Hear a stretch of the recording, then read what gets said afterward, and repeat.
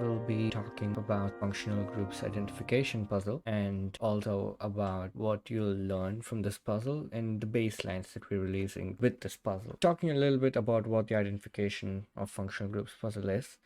It's one of the relatively simpler problems. We have images of different molecules, and most of these molecules have multiple functional groups present within them. Our goal would be to find out what functional groups are present in each molecule. So this is a multi-label classification problem, which is different from a multi-class classification problem where there are many classes in the dataset, but every single sample in the dataset is associated with a single class. That's multi-class classification. Multi-label classification is where every sample in the dataset can have multiple classes associated with it. So think of it as multiple multi-class problems just on the same dataset. So we will be walking you through two notebooks today, and the first one is relatively simple, and the goal of this notebook is to introduce two simple but effective techniques, as you will see. Also introduce you to what the dataset looks like and what the format of the submissions are and how you could train in pretty much few lines of code directly from scratch, like end to end. And yeah, we'll be walking you through all of that. So first thing we'll be doing is setting up our workspace so that we can download the datasets directly from AI Crowd. And for that, we'll be making use of the AI Crowd CLI library, and we'll be making use of the magic functions defined within it. And we have access to magic functions which let us log in or and download datasets for a particular challenge, the functional group detection challenge in this case, and also make submissions directly from the notebook so that we can look at our scores on the page itself on the private test set.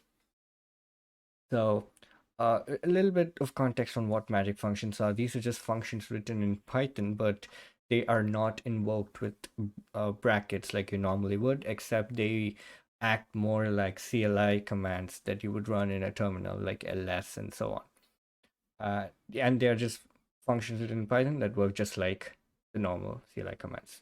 So next thing we'll be proceeding to do is importing the necessary libraries. We are not going to be using too much, just the main libraries for data processing like Panda, so we can work with CSV files, and image processing libraries like CV2 and Bill, and scikit-learn's decomposition method for a principal component analysis method for actually extracting features, as we'll see pretty soon, and metrics from scikit-learn again. So unpacking the data set that we just downloaded, we'll notice that the format is, again, relatively simple. We have images in one folder, and we have CSV files which contain the name of a particular image which depicts a molecule, and all the classes that are present within it. It contains all the classes that are there in the data set, and there will be a one next to each class that is present in that particular molecule. So your goal during test time would be to, given a particular image, would be to predict which of these classes are present within that image, within that molecule given in that image. And it is also important to note that this data has already been one hot encoded, by which I mean most data sets, the data isn't usually pre-processed. They give you strings, for instance. Each image could have the string of in this case, ketone, alkene, and cyclic alkene. And so it's up to you as the user to pre-process them into a format that is easy to work with for models. So in this case, that has been done for you. But if you're working with a custom data set, chances are you will have to bring it into a similar format yourself. So just keep that in mind.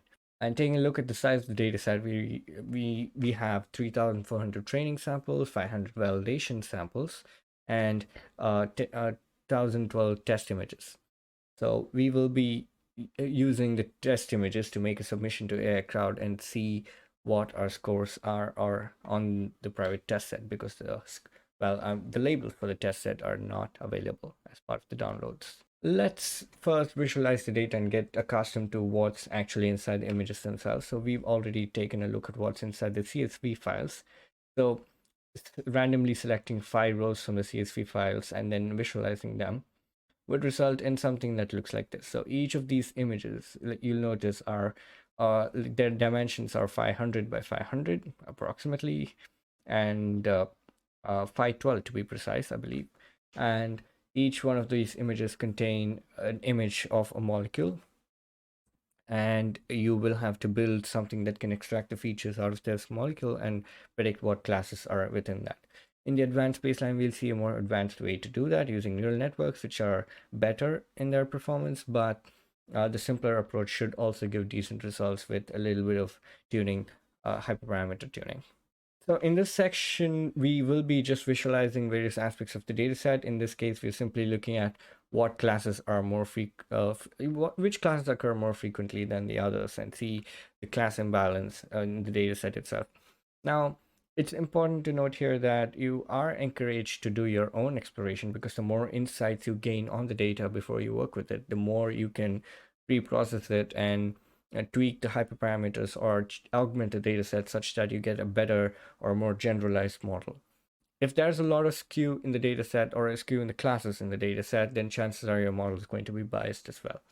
So it's up to you when you train the data to fix it, because more often than not, your data is not going to be perfect. So you are encouraged to do your own visualizations and analysis to come up with other strategies. Here, we will not be looking at too many of them, but you are encouraged to do so. Next, we will be proceeding to extract the features out of each image. And what I mean by features, so each image is around 500 by 500 in its height and width. So that gives us a total of 250,000 pixels or 250,000 features. Uh, Essentially, whenever we pass data to a model, we typically flatten it, or in case of neural networks, you can use convolutional neural networks to directly process it, but more often than not, you could just flatten it, and this would give us too many features, and most of them are just a lot of useless information, like the white pixels in this case. So we will have to extract interesting features from images, and so that we can give less data to the model and with more important data, and that way the model learns faster and you will not be using too much memory. So it's a win-win situation in every case. We will be doing a few techniques to kind of reduce the size of the data set and bring out the more important information within it. The first thing we'll be doing is to convert our images to grayscale. So the purpose of this is, by default, images are stored as the information for the images is stored in three channels, R, G, and B channels. And when you have black and white images, all these channels contain the same values, and when they get added up, they result in white and black. So having the same information in three channels is redundant, and you could just negate two of those three channels and use just one. So that's exactly what grayscaling is. You're just taking one and it's going to be black and white only.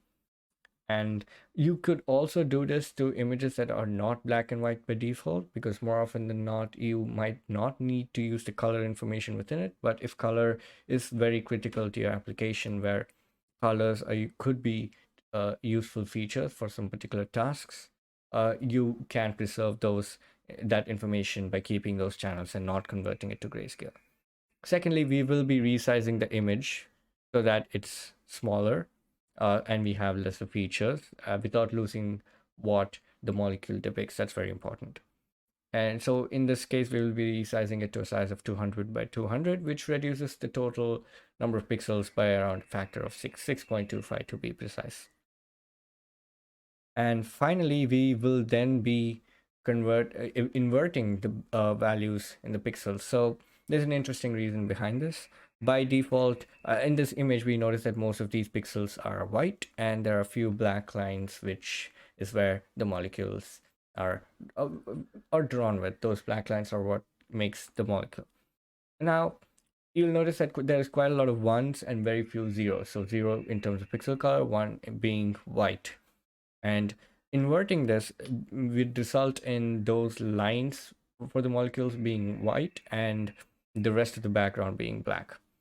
Now, when it comes to computers, most of this information, black is depicted as 0. So uh, mathematical operations on sparse matrices are really optimized by most libraries out there. So operations on matrices which contain a large number of zeros are typically faster and well optimized in NumPy. Given that, we will be inverting the bits so that we get the backgrounds to be black and the lines to be white. Finally, we'll just flatten the images so we get it into a single dimensional long list of a single array with a long list of features, and that's what we'll be using to actually train the model. This cell just performs the same pre-processing steps that I just explained, and each of these lines are commented in case you would like to take a look at it. Additionally, what we'll also be doing is we will be dividing the entire array by 255. So NumPy lets you broadcast values to arrays, and by what broadcasting is essentially performing one operation on every individual cell in the two-dimensional or one-dimensional array. It really doesn't matter. So every single element in that array will be uh, will that arithmetic operation will be performed on every single element in that array essentially. So in this case, every single element in this array will be divided by 255. So the reason for doing that is because by default images are stored as arrays with values ranging from 0 to 255, which is an 8-bit integer, unsigned integer. And we would want to just normalize it to a float in the range of 0 to 1, which is why we're just dividing it by 255, normalization in this step. That would result in, and saving that in within the same CSV would result in a long array of 3000 elements. Appending that array to the CSV file would result in an image feature which is of 40,000 elements long, which is post-processed and normalized. Finally, the last feature extraction technique that we'll be doing is principal component analysis. So the goal of PCA is to ignore meaningless features which have no information and try to extract the more important, more crucial bits of information within the uh, the features. So it's a technique for dimensionality reduction. So it reduces the number of dimensions of a particular feature. In this case, we had 40,000 features. We initially started with 250,000, but after resizing, we have 40,000. And we will be reducing that all the way down to 3,000 features. Now, the purpose of this is pretty straightforward.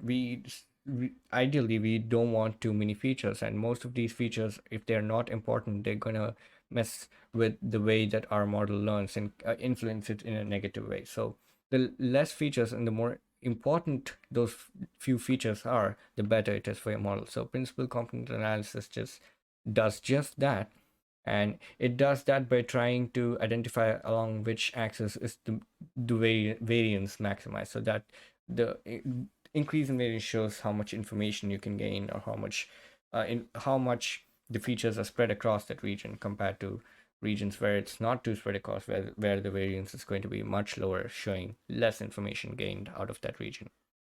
So in our case, it would be pretty simple. We had to instantiate the principal component analysis from scikit-learn, that module, and specify the number of post-processed number of features that we need. In this case, it will be 3000. So fitting our features onto that model would then return all those extracted features out of it, which we'll make use of in training our binary relevance model. So coming to binary relevance, this is a very simple but very effective technique for solving multi-label problems. Like I mentioned earlier, multi-label problems are nothing but multiple multi-class problems. So you can think of it as, if multiple labels are supposed to be present in a single image, we can say that label y1 is present in x1, label y1 is not present in x1, label y2 is present in x1, and so on. So it becomes multiple multi-class classifications, whereas the two classes are 0 or 1. So using that technique is very simple. Sounds like it's very simple, but surprisingly, it's really effective in most cases. It entirely depends on how well you pre-process your data set to get better results out of the model training. So the way you go about that is you actually instantiate an instance of this binary relevance classifier, which is a problem solving technique. It's not exactly a classifier, but it makes use of a classifier internally. And that classifier could be anything of your choice. So in this case, we're going to be showing two ways to do that. One is you can use any classifier that's specified by scikit-learn. We'll be linking to the documentation below. So here we made use of a not so great classifier called the Gaussian naive Bayes. So using that classifier and instantiating the binary relevant problem solver with it, we have to fit our training data on the classifier.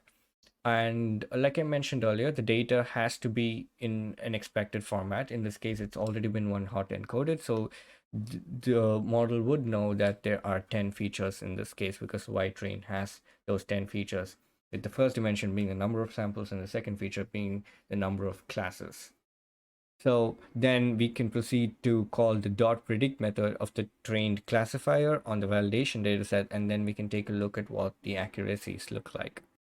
And then we'll be using a better approach called the support vector classifier. Support vector machines in general have better performance when it comes to classification tasks. We will not be going too deep into the theory behind it, but it is one of the more effective techniques at classification. So instantiating the problem solver with the support vector classifier, it's the same as previous steps. You call the dot fit with the training data, and once that's trained, you would use the dot predict to evaluate the data on the validation set. So then we'll be taking a look at the actual the true labels, that's the ground truth, and the predictions made by the Gaussian naive Bayes and the support vector classifier. And we'll notice that the Gaussian naive Bayes predicted one and the first and the second feature correctly, but it missed out on predicting the 0th and the third feature, which the support vector classifier correctly did. So this way you can get an insight on how which classifier works better, but it's not going to show you too much information. So you will have to expand on this and evaluate it for every sample in the dataset, but ideally using some kind of visualization so you can tell how many times was one method more right or compared to another. And it's important to know that in more different applications, different classifiers could be better with minimal difference between some of them, the more good ones. But in this case, Gaussian naive Bayes is not that great of a method, so we do not get a very amazing score. Whereas support vector classifiers are really good at classification tasks in general, so they give a decent precision of 0.82.